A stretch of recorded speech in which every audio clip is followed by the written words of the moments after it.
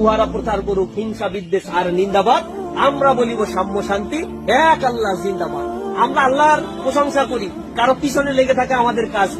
আমাদের কাজ হচ্ছে মানুষকে সুশীতল ইসলামের বাণীর দিকে আহ্বান জানানো। আহ্বান তোমাদেরকে আজকে জানালাম। যাদের ভালো মনে হয় এই আন্দোলনের পথে আসো, এটা নবী রাসূলের দেখানো পথ। নবী রাসূলের সাথে জান্নাতে যেতে গেলে এই রাস্তায় তোমাকে আসতেই হবে। যদি ভালো না লাগে নিজে একটা দল খুলে নিয়ে বসো, ইসলামী আন্দোলন তাও তোমাকে করতে হবে। ইসলাম প্রতিষ্ঠার জন্য দাওয়াতি কাজ তোমাকে করতে হবে।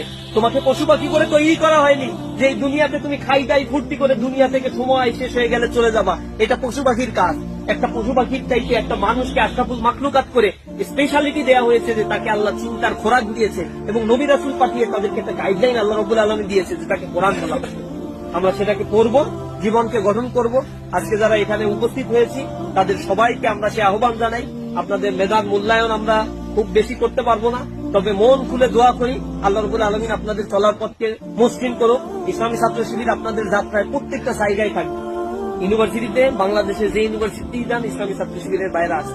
শুধু বাংলাদেশ না, পৃথিবীর যে বিশ্ববিদ্যালয়ে যান, সে পৃথিবীর ওই আটলান্টিকের ওই পারে গিয়ে কানাডার ওই মাথায় গেলেও ছাত্র শিবিরকে পাবে। আবার ইন্দোনেশিয়ার ওই বালি প্রদেশে গিয়েও ইসলামী ছাত্র শিবিরকে পাবে।